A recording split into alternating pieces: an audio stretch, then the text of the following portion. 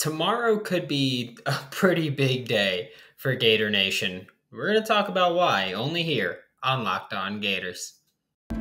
You are Locked On Gators, your daily podcast on the Florida Gators. Part of the Locked On Podcast Network, your team every day.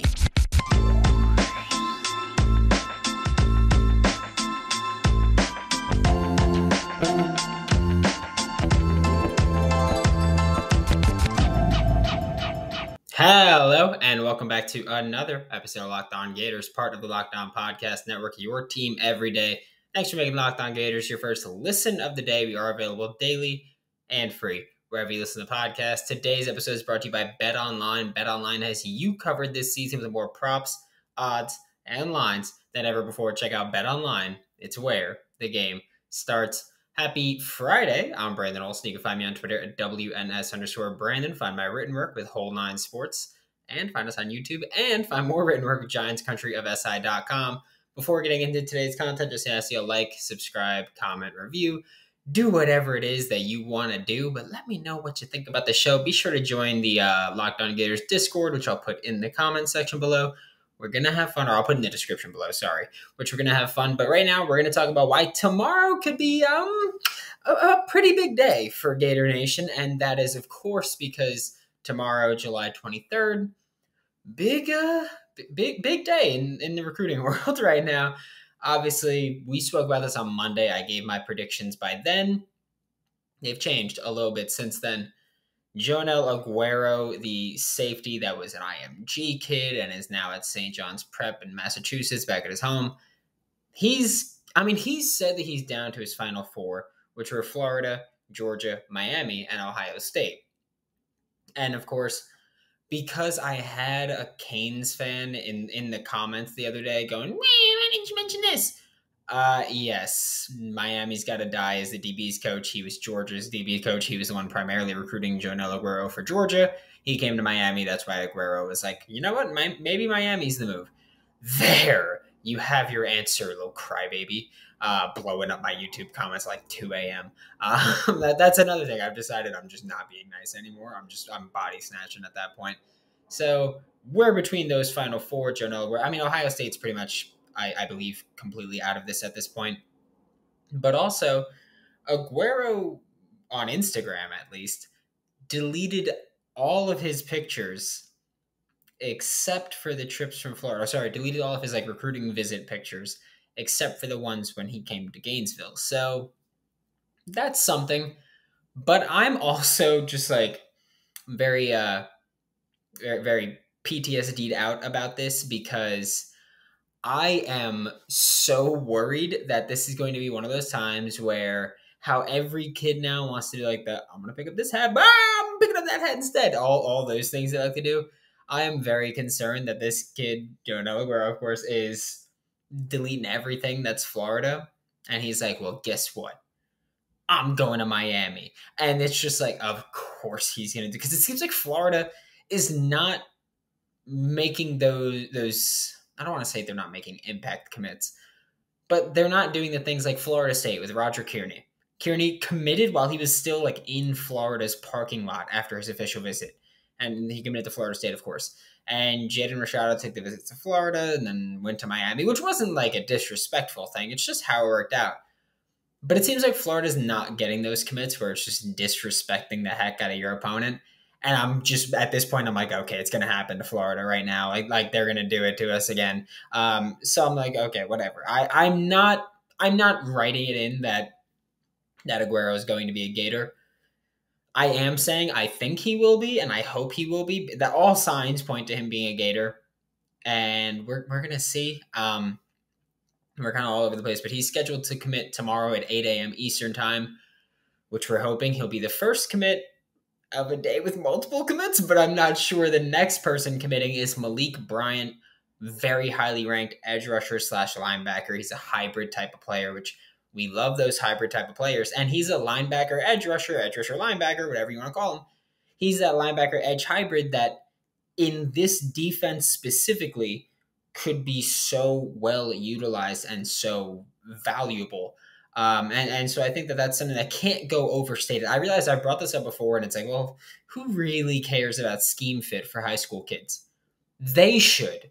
I don't know if they do, but they should. There was, I don't know if anybody here has watched Last Chance U, and I think it was Independence Community College, whichever year that was, with Coach Jason Brown, and there was that first year, and there was a QB that went to Georgia Tech, and he was like, they wanted me to run the option. And it's like, dude, Georgia Tech was an option offense back then. Like these kids need to pay attention to scheme. If you're in a scheme that will maximize your skill set, you're going to look so much better, and you're going to perform so much better, and you're going to get drafted higher and paid more.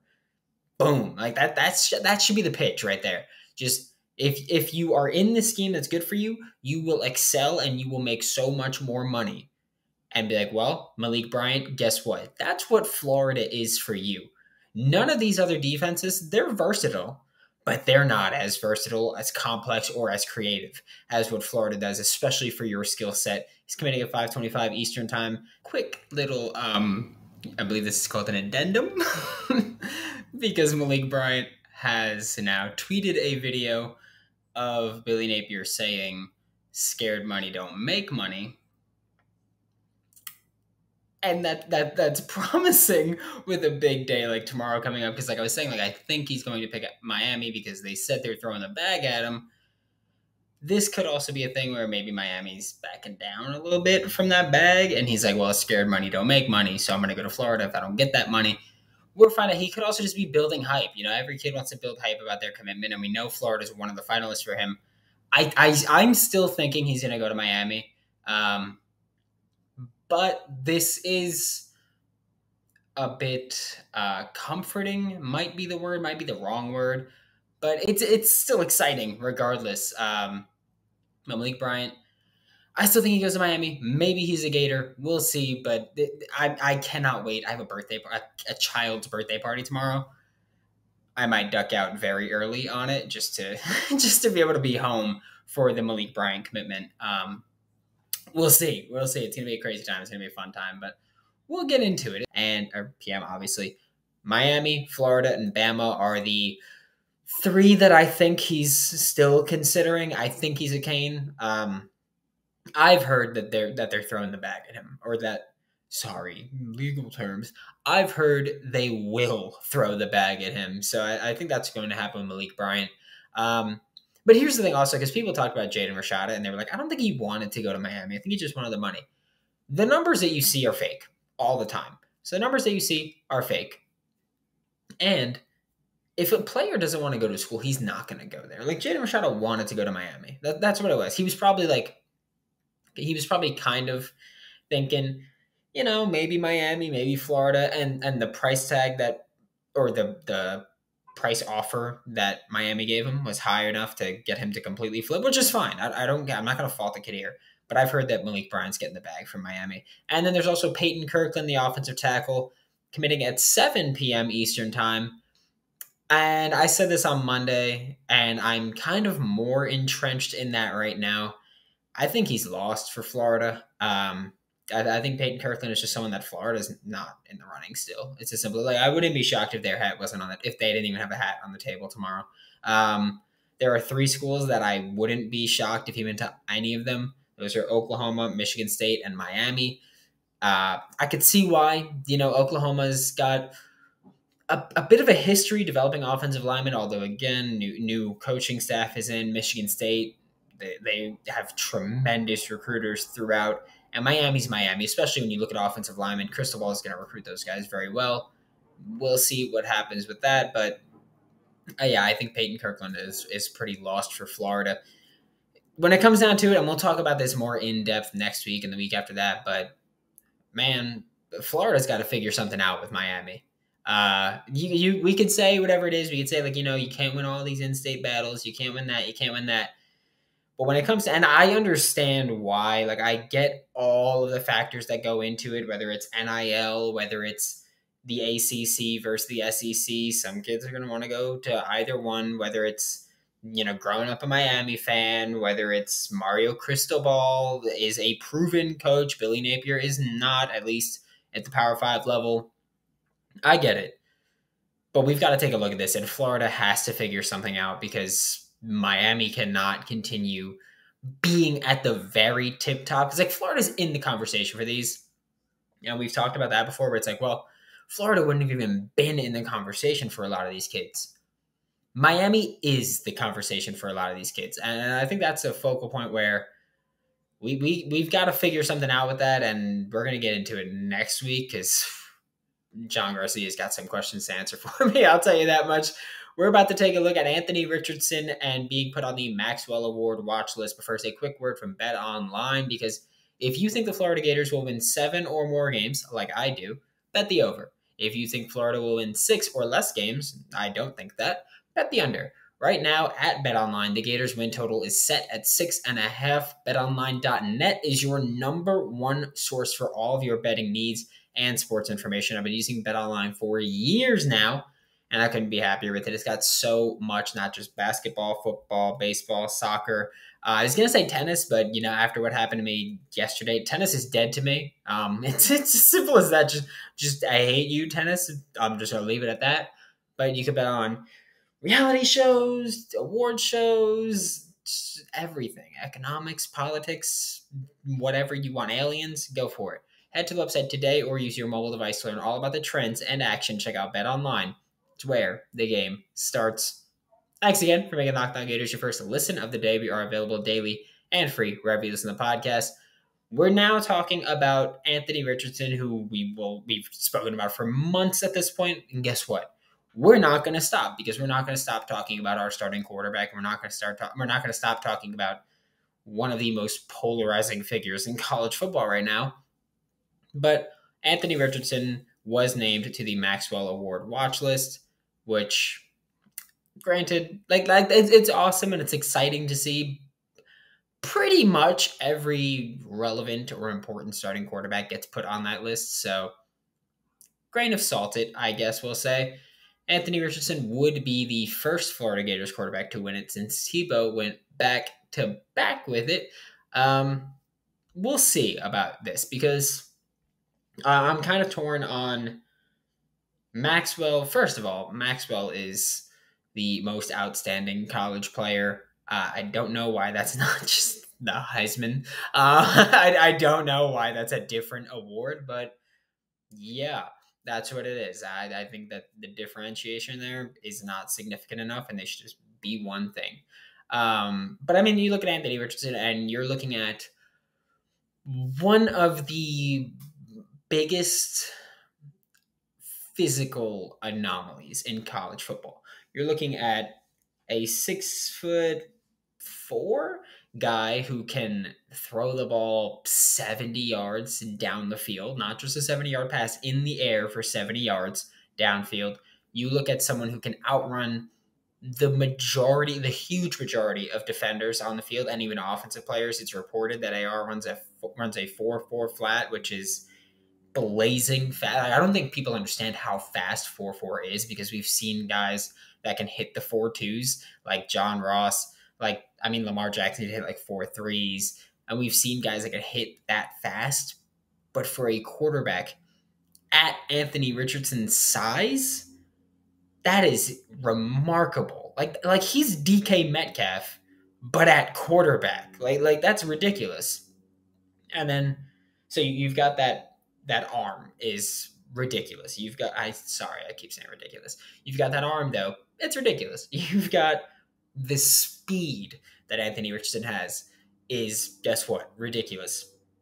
You have a quarterback who is both willing and able to hurdle a defender.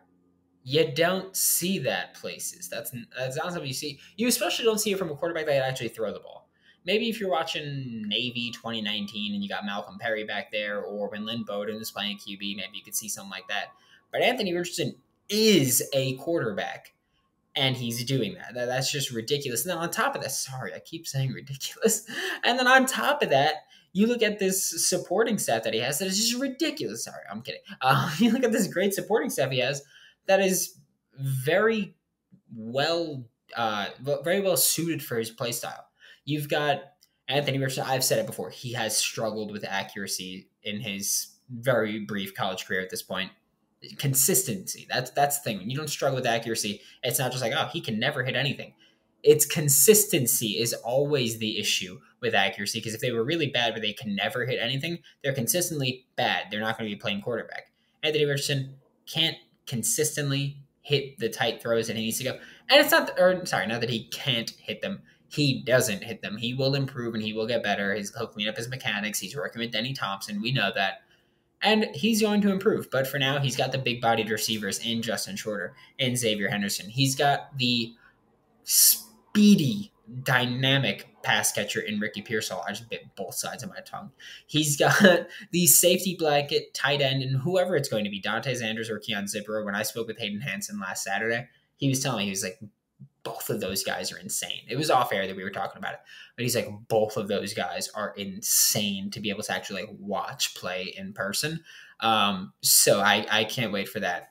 But on top of that, he's also got this scheme around, and don't forget the offensive line.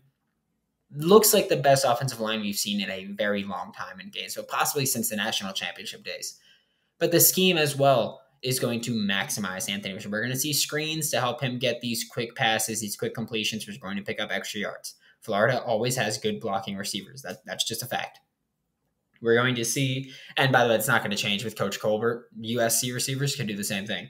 You're going to see deep passes down the sideline and over the middle, not just letting these safeties make one decision and finalize it. You're going to see a streak on one side with a post that's going right, with a skinny post that's going right there, and that safety, if they're in cover two, has to make a business decision as to which way he's going to get burnt. Personally, I usually pick to cover the middle guy and sprint out to the sideline, and it's like I'm going to hope that he overthrows it or that I could shove him out of bounds. But yeah, that's what we're looking at. But Anthony Richardson, I mean, he's got a solid case to put up big numbers. I think he's more likely to win the Maxwell than he is to win the Heisman, because the Heisman, again, is so much more difficult to win. I think that's the thing as well, where the Heisman, you need to be a fantastic player. You need to be the best player on one of the best teams. And I don't think Florida is going to get there this year. But the Maxwell, maybe we can look at it as like MVP is almost always a quarterback in the NFL. And we can go, well, this is basically Offensive Player of the Year, where for some reason it's never the same dude. But guess what? It's always an offensive player that wins MVP. Why? I don't know why they're not Offensive Player of the Year, but that's what we're looking at. We're about to look at another Gators player that was named for another watch list in Quan Wright for the Doak Walker. But first, a quick word from our sponsors. To wrap up today's show, we're talking about Quan Wright, the Florida Gators' projected starting running back for this season. He has been named to the Doak Walker Award watch list, which, again, similar to the Maxwell, pretty much every starting quarterback gets put on that one. This one, Doak Walker, pretty much every starting running back gets put on this list at some time or another. And here's the thing with Quan Wright, because I realize Florida, I mean, a lot of us have been talking about this group as a running back by committee, and yes, that's fair. But at the same time, we're looking at not just a running back by committee, but there's going to be a starting running back here. I'm not opposed to Quan Wright being the guy for the Doak Walker, especially because you're looking at a guy that's not just going to be a running back, but you're looking at someone who is a runner-receiver type. And I believe it was dating back to last year, maybe even not that far back, but pretty much once Billy Napier came in and I started diving into his scheme, and we talked about it here, I'll say extensively. I believe we even had full episodes about who could be the gadget guy in this offense, who's going to be doing the motions and who's going to be playing running back and slot, doing all these things. Quan Wright was the person that I was always talking about. We talked about Finley Graham, who's no longer here. We talked about quite a few different people, but Quan Wright was always the guy that I was saying he's a runner receiver type. He can do both. He is vastly, vastly overlooked and underrated. And that was Quan. But here's the thing. Now that Florida went into the transfer portal and added Ricky Pearsall from Arizona State, that's probably not going to happen. Quan will be able to focus more on the running back spot. And I don't have a problem with that. I was the one that was asking for Quan to play more slot. But now that we have someone who can comfortably do it, yay. I'm happy with that now that we have somebody that can actually fill that role naturally. And I don't think we'll see Ricky Pearsall really go into the backfield often, but he'll be that motion man. The purpose of Quan Wright being the guy that I was saying should be in the running back spot, the slot, going in motion, doing all these things, was because one, we didn't have it, and two, it was a way to get Naquan Wright on the field more. But now Naquan Wright can focus on the running back spot. And after, I don't know if anybody, I'm sure somebody here follows me on Twitter, but I spoke about it maybe a month or so ago, where I was like, I'm rewatching every Florida game from the 2021 season. Naquan Wright's ability as a pass blocker is underrated and should get him on the field more often than he was on the field with Dan Mullen. And part of that's because, or might be because partly Dameon Pierce was so talented as a pass blocker that maybe we're like, well, he's our pass blocking running back. And in comparison, Naquan Wright is not that good of a pass blocker compared to Dameon Pierce. But when you look at Naquan Wright, especially that he's not as stocky as Dameon Pierce, it's impressive how willing and able he is as a pass protector, and that should help him get on the field again more often because Billy Napier will ask running backs to pass protect. Montreal Johnson can do it as well. But Naquan Wright, I think, offers more versatility as being a complete back that can do it all. And I realize I hate when people say a complete back or a do-it-all back, and it's like, oh, but he's a runner receiver. That's missing a third thing. That's like saying you got a great team, but they have a solid offense, solid defense, and horrible special teams. Like, you got to be able to do it all, and I think Naquan Wright's the most complete running back on this roster. And Naquan Wright also has more power than people have ever given him credit for. Like, Naquan Wright, sure, he did not have a ton of carries last year. No running back on this roster did. Emory Jones led the team in rushing yards last year, so no running back was really the guy or a breakout candidate. Dameon Pierce cooked in the red zone and on the goal line, but no running back ever really got the opportunity to be the guy.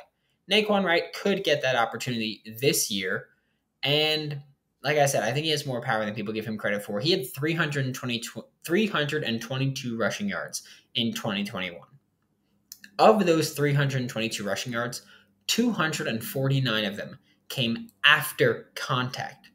77.3% of his rushing yards in 2021 came after contact. Like, do you understand how ridiculously impressive that is? That is, I keep saying ridiculous. That is incredibly impressive for a guy that is not thought of as a powerful back. He's not even thought of as that shifty, but he's got some wiggle to his game. He's kind of just thought of someone that can do it. like you don't know what it is about him, but he can do it. But he's got solid power. You're not bringing him down with an arm tackle. It's as simple as that. The fact that 22.7% of his rushing yards came before getting hit, less than 100 yards this last season came before getting hit, just goes to show like he's got some power to his game. He's got fight to his game. He's got fight for yards to his game. He's going to be a productive running back in an offense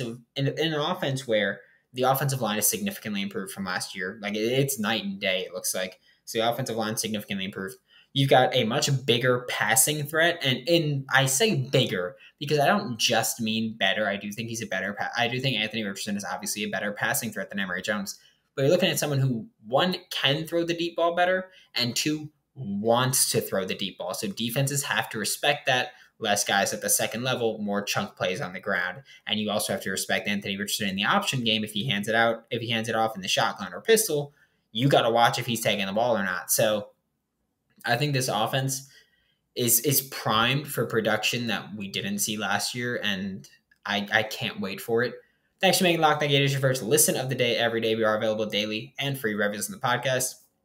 Maybe we'll be back tomorrow. It depends. If Joenel Aguero commits, we'll maybe talk about it and we'll see what happens. Thanks for making Locked On Gators your first. I did that already, and I'm just going to keep rolling through it because most people probably aren't here at this point. Make your second listen Locked On SEC, hosted by Chris Gordy of Sports 790. Get the best coverage on the best conference, including the best university, the University of Florida. Only there on Locked On SEC. For Locked On Gators, I'm Brandon Olson. Don't forget to follow me on Twitter at WNS_Brandon. Go for my written work and video work with Whole 9 Sports on YouTube. That's WHOLENINE Sports. Join the Locked On Gators Discord, which will be in the which will be in the description down below. And check out my written work with GiantsCountryFSI.com. And I'll see you all maybe tomorrow.